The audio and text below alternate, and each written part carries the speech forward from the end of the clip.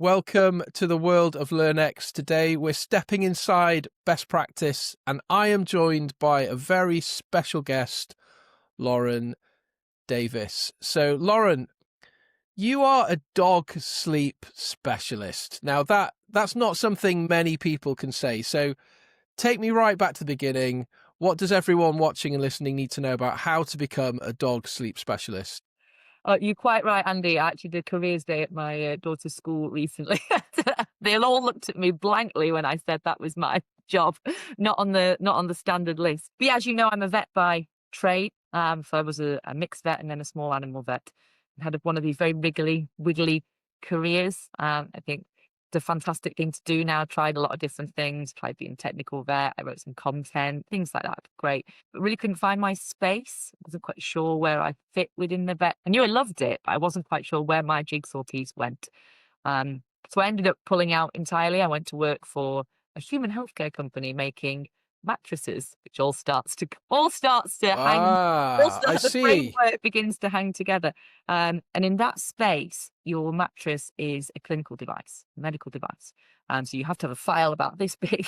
And because Yeah, your mattress is so important, and you have different ones if you're in acute care or end of life care or respite care, chronic patients, we have active ones, we have foam ones. And I thought, this is just an incredible space. We just don't talk about this at all in the veterinary world. Loved it, got really into the impact of sleep and what you sleep on your health. And then thought, you know what, I really miss the vet world. I know all of this stuff.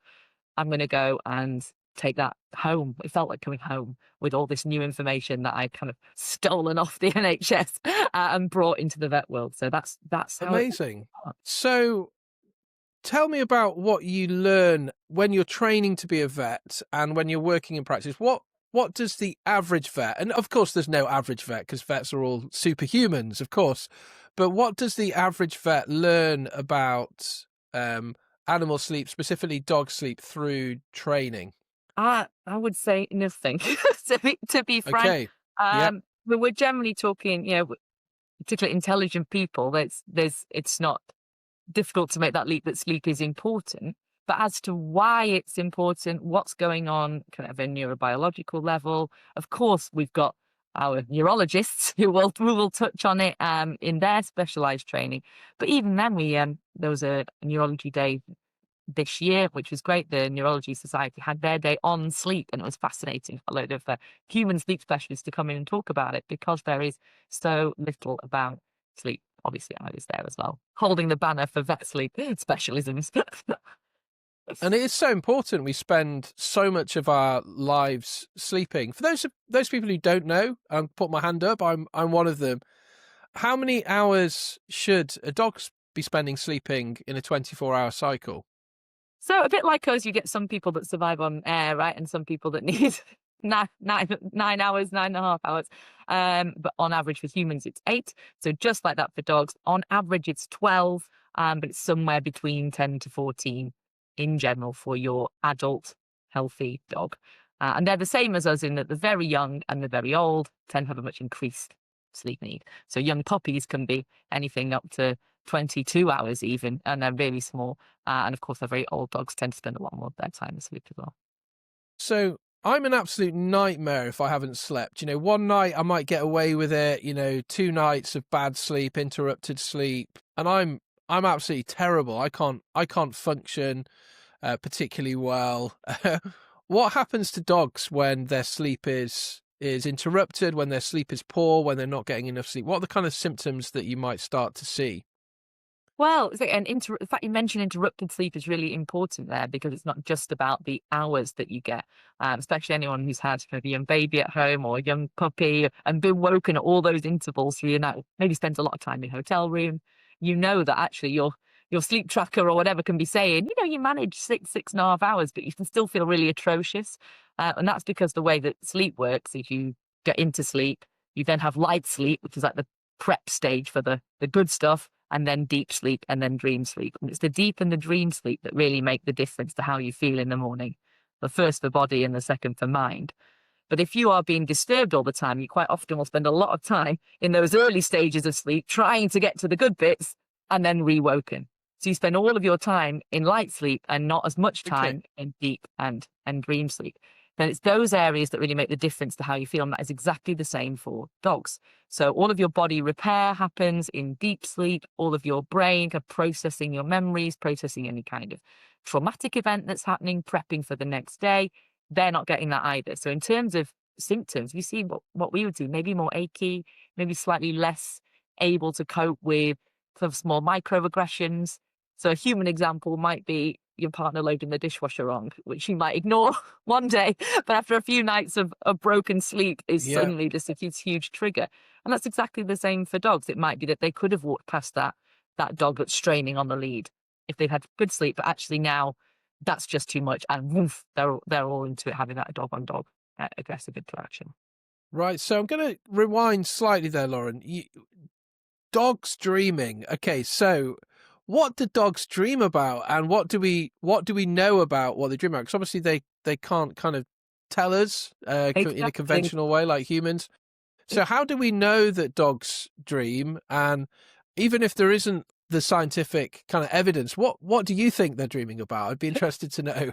Well, we know that they enter REM sleep the same way that we do because we've monitored that with probes, so we can see those kind of brain waves, and we can see the twitches and the snuffles and the things that really indicate that dream sleep, and the same as us, and we can see them, can't we? Probably running after rabbits, just like us. Their dreams will reflect their daily lives. Certainly, been me my thought on it. They're processing things that they've seen and experienced. Whether that to them is a lot more scent orientated, for example, things like that, things that we don't really rely on, would be very interesting to know. How we would know, I don't know. But yeah, they absolutely do dream. Actually, very important in terms of dream sleep is it's a really bad time to wake a dog, because if they are hunting or chasing or doing some behaviours in a startled awake, that is the time when you can get accidentally bitten, even with a really gentle dog. So we'd always recommend, if you have to wake a dog, wake it verbally, so noise rather than a physical waking up. Right, brilliant. That's a fantastic tip for pet owners, of course. And I guess, as you say, if vets are not getting in-depth training around dog sleep, if it's not something that's really appearing, high up in the curriculum, then there's going to be vets who are kind of learning these important things. Okay, so we're going to flip it around here. So if you were a dog, what would help you to have a good patterns with sleeping, and what's going to really interrupt things? What's going to make things problematic and difficult? So yeah, if you were a dog, let's flip it around.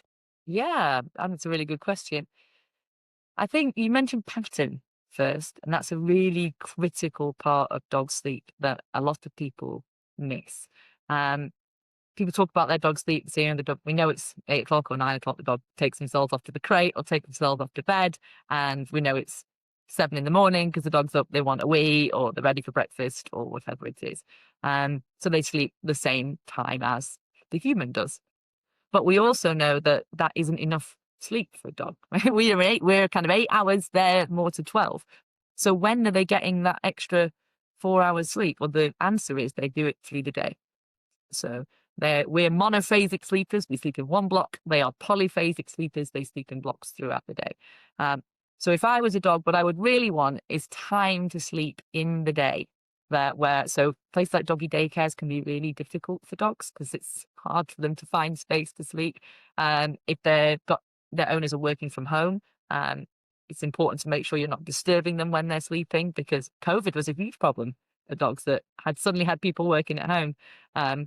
Who would try and do the right thing by their dog, right? By taking them out for loads of walks, our Boris mandated walks, and interacting with them and playing with them and thinking they were doing this really great thing for their dogs, when actually a lot of them needed 4 hours of sleep in that window, and we're not actually achieving it.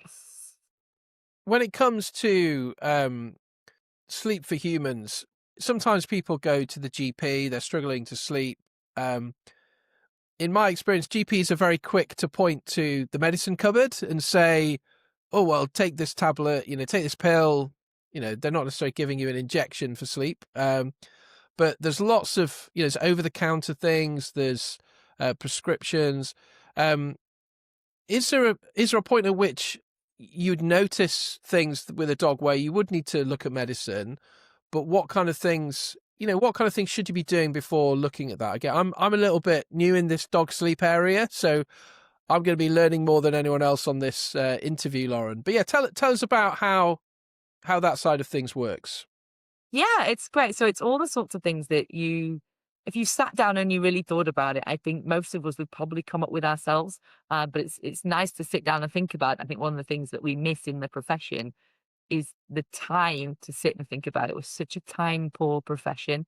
Um, but what we need for dogs is it to be dark, if we can, especially for the overnight sleep. Obviously, if we're having those sleeps in the day, then it's likely to be light. But overnight, as dark as we can. Consistent noise or no noise. So yeah, the white noise, low level, keep it, or no noise. Just like if they get disturbed by trigger noises, so someone shuffling around, closing the doors, all those sorts of things. Um, and then it's about how do they feel in terms of their safety, psychological safety. We have to feel psychologically safe to get into deep sleep, especially because that's when our brain is most drained of blood, really vulnerable in a deep sleep setting. So for a dog to do that, they need to feel like there's somewhere that they can enter that kind of state and be safe. So especially for nervous dogs, it's being maybe in an enclosed environment, being in the same environment every time they sleep. Scent is hugely important for dogs. So clothing that smells safe, a favorite toy. You can get the diffusers, can't you? The pheromone diffusers that can help with relaxation. All of that stuff is really important for dogs to feel secure in their environment. And then, of course, the bed itself has got to be comfortable. If we're not sleeping well, most of us will start looking to our mattress fairly quickly, and it's absolutely the same for them. When it comes to mattresses, what we really need to think about is the fact that they use it slightly different to us. So we might want a soft, really soft bed, but for dogs, they have to walk on their bed. We're not walking along our mattresses trying to get in. But for dogs, they have to walk into their bed, which means especially for older dogs, dogs with dementia, dogs with joint conditions like osteoarthritis, if they put their feet on the bed and it goes from underneath them, that can feel really, really insecure, and it will just immediately come back off and be like, I don't feel safe entering that space. So that ability to enter and exit the bed comfortably and securely is also really important. I do want to come back to the question around kind of drugs and pharmaceuticals and that kind of thing in the dog sleep space. So I understand how that kind of works and what kind of products there are. And but let's look at mattresses, and you make some really good points. Obviously, you are the expert here. But what kind of products are on the market? What kind of things have people typically gone for? What are some of the potential pitfalls with some of those products? Yeah, so there's always been orthopedic dog beds. They are a thing that exist. Slight bugbear for me, really, because what they usually are is a block of memory foam or similar inside what a normal dog bed actor. Now, the problem with that is if you want to access pressure care, it's really, really hot in the NHS space. It's what you put between the person or animal using the pressure care and the pressure care surface that makes the difference. Think about it like if you go to bed in some nice soft silk pajamas, you're going to really access your memory foam bed. If you go to bed in your jeans, you're kind of hammocked into this thick material, and you're not actually going to access a lot of it. You're not going to sink in the same way. Even if you do, all of your body is kind of hemmed in by this material. So if we have a dog bed that is made of really thick material on the top, it doesn't really matter what you put underneath. So from a kind of a clinical point of view, that doesn't work, which is why I think things like pressure mapping, so really testing the beds to make sure that they will diffuse pressure away from vulnerable joints is a really important thing too. And we should be looking for beds where that kind of testing has happened. Amazing. So tell us about the solutions that you've put together then. So VetRelieve is your baby. It's combined your vet experience and your mattress experience, and you've created a is it a product or a range of products? Tell us a little bit about that.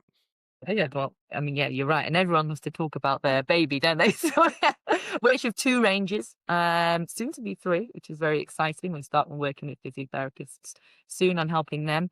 But we have at the moment a home bed range for owners of dogs with osteoarthritis or at risk of joint conditions, to really help them with exiting and entering the bed. So they've got like non-slip bases, they get taller as they get bigger because that exit and entry is so important. If you think about getting in, you don't want to be getting in and down, or you don't want to be climbing up. You want it to be just nice flat height for you. And then for getting out, you don't want it to be really low to the ground, because what happens then is you've got to get your bum up. And if you're an old dog with osteoarthritis, getting your bum up can be really difficult. Whereas if you can just get your front legs off and your bum's halfway there, that makes a really big difference to confidence mobilizing. These dogs getting up and moving is as important as being able to get into bed and go to sleep. So it's about managing all of that.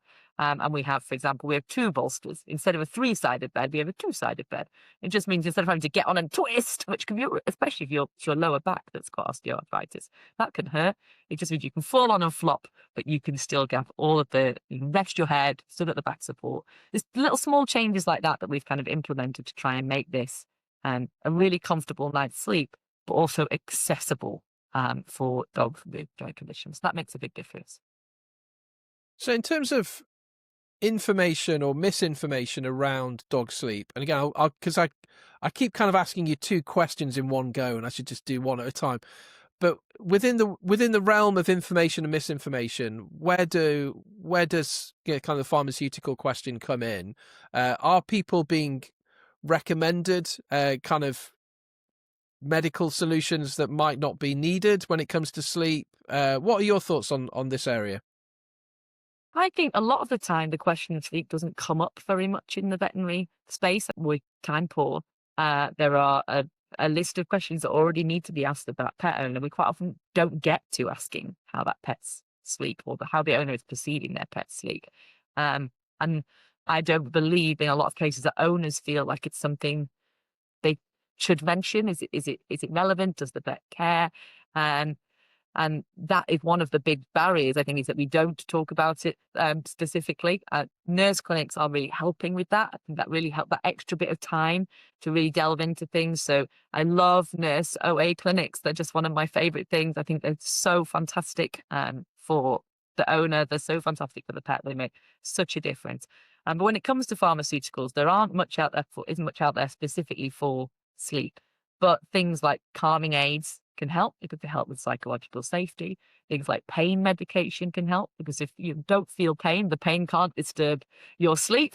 So that's a really, really helpful. There's some discussion about melatonin because it is used in the human space. Some vets report using it to good effect, but there isn't enough kind of studies or things to say that is something that I would recommend. I do think it's an emerging area. But the more we talk about it, we might find that that's something that's really helpful. Yeah, so there's not tons of science by the sounds of it that can evidence, what's really working and not working. But as time goes on, hopefully there'll be more information that's helpful to empower vets to help the animals. Fingers crossed. What we've got is a hell of a lot of research about sleep in people and a very small amount about sleep in animals. But where we've got it, we see almost exact correlation. Some things different, like the amount that we sleep Yeah, or when we sleep, but in the main, what's happening at a neurobiological level, very similar. So what we're trying to do is, so actually we need to assume that this grey space up here, if there's a problem in the human space, let's make sure that we're guilty until proven innocent, and assume where we're at.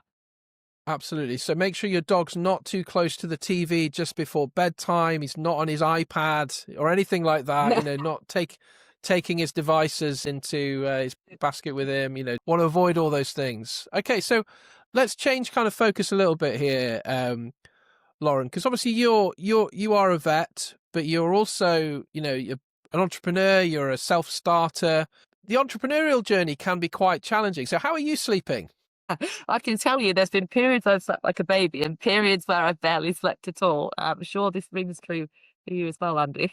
There's definitely things that have kept me up at night. That's for sure. But that's part of the journey, isn't it? It's the the joy of being an entrepreneur is you do everything for the business. So things that keep you up at night range from next year's budget to a customer that's not been happy about something, and making sure that you're emailing them out, you're getting that sorted for that customer, and they leave happy and will recommend you. So it's a whole gamut, isn't it? I think that's what's so stress inducing from the entrepreneurial side. And what would you say about the veterinary industry in terms of encouraging more, practice owners, people within teams to be more entrepreneurial, or to look at innovation and new ways of doing things? We're in this age where technology is at our fingertips. We can do incredible things. So what would you say to practice owners who want to future-proof their approach to business, and how they might encourage themselves, their teams, to be more innovative and adventurous? I think one of the amazing things about this profession is the network that lies within it. It's a very small world, the veterinary space, but it's full of great voices. And I think we can sometimes get quite insular in practice. It's a high impact space. You've got a very close knit team, and it's hard to get your head above the parapet, breathe, and look a little bit wider. But that's where the innovation is happening, because when you're down in the weeds, you haven't got the space to think about what we're going to look like in a year, what we're going to look like in 5 years, what cool stuff is available. And going to somewhere like London Vet Show, you get this kind of barrage of that stuff. But how much of it how much of it do you really then instill when you get back? So I think the more that there can be blocks of space where you say, actually, I'm going to set aside some time to build a network, to speak to people, to see what's going on, to attend events like this one and hear what's happening, because that's when you get inspired. That's when the change really happens. That's great. Yeah, you need to be in the right environments, and set yourself up to receive information, to, I think, make time for reflection as well. Good questions to ask yourself is, what would our practice look like if we could initiate new ideas? And what would our practice look like in 3 years if we were to create some of our own technology? Or what would our practice look like if ...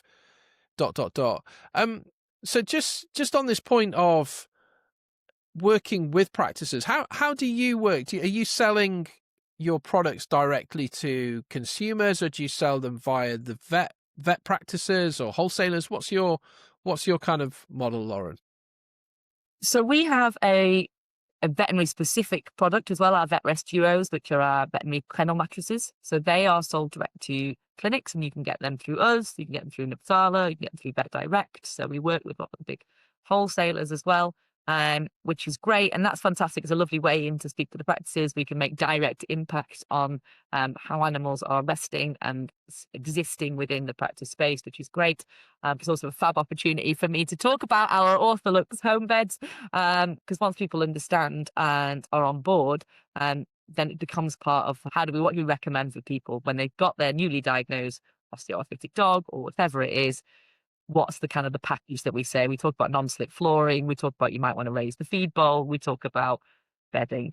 Okay, so what do they look like? What type might you want to go for? And I try and really help and say, actually, there are some products that I've developed that you can recommend. And people are really, really kind about saying, actually, we will do that. And those are from direct from me.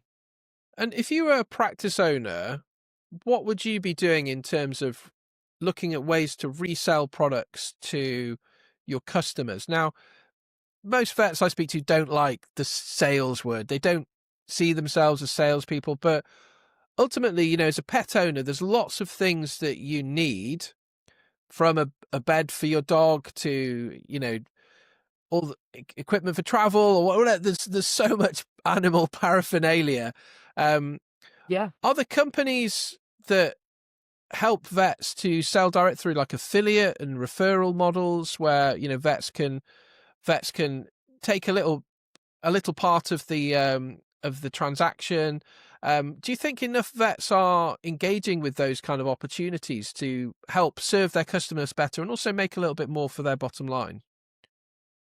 Yeah, and I think this is a really interesting space, because I went into this and we have an affiliate scheme, for example. So you would give an owner a QR code or a code to put in on the web or whatever it is, or a link. When they go through there to buy a bed from me, the practice will get a percentage kickback. Brilliant. That would be a really, you're hopefully they're going to recommend it anyway. That's nice. And what's really interesting is that certainly initially has put people off. I find that people will step away because it feels too commercial when they feel like they're recommending a product because they believe in it and it's conviction, which is the only product vets will recommend. They've got to believe in it. And they're not out there, like you say, selling. That's not what we do. We recommend the products we think are going to be best. And that because they didn't feel like it would be fair if they were getting a kickback, and it might perhaps influence that recommendation process. People might recommend it even if they didn't really feel like it was the right thing because of a monetary influence. I found that quite difficult to put across. However, I think there's definitely so much space to rethink that, because if you do believe in it, and as a practice, have a meeting to what are we recommending, and then go and see if you can get a little bit of a kickback for doing it. If, as a practice, you've agreed that those are the products that you do feel confident reviewing, and then come back and look at that just every year. Say, are we still happy with these products? Are there new things in the market? Put your head above the parapet, look about at the innovation, and come back down again and decide. That I think it's a really good business model that a lot of vets are put off by currently. Absolutely, because ultimately someone else is going to be selling the products to the consumers, to the pet owners, and they're just selling it because they want to take the money. It's not a recommendation. It's not a trusted product. It's not something necessarily the vets would recommend. But and there's a lot of money wasted by pet owners on things they don't need because advertisers have got to them and got in their heads and put fear of missing out or fear of failure or this kind of fear of future regrets, all these kind of things. And if vets can help their clients to understand their real needs and what's going to be helpful for them, I would say that's a good part of the actual provision that a vet can offer. I would want that, if I was taking an animal to a vet, I'd want to know, what have you got at home for your animals? What are you using? What kind of things are actually helpful? So what haven't we covered today, Lauren, that you think is important to get across to veterinary teams regarding the issue and challenges around animal sleep? I think we've talked a lot about sleep for pets at home. I think it's really important just to very briefly touch on sleep in the clinic. It's really difficult to get quality rest in a clinic environment. We live in a world of necessary evil where that is concerned. So no one's expecting the patients to come out renewed, full of energy after a solid 12 hours. But it is an area where the better sleep they can get, the more mental resilience they will have, the slower we will see pain wind up, the happier they will be. It's a basic quality of life issue. So I would say to any practice, just have, even if it's a 10-minute brainstorm at the start, just before you do your rounds in the morning, one day, have a brainstorm. Someone stand in a kennel, lie down. How does it feel? Right? How comfortable are you? Can you walk around on the things that are in there? What's stopping you? What can you hear if you close your eyes? Well, how often do people walking past the front? What if there was a small blanket that just kind of blocked your eyesight? What really small, often free changes could you make to make a massive difference for your patients?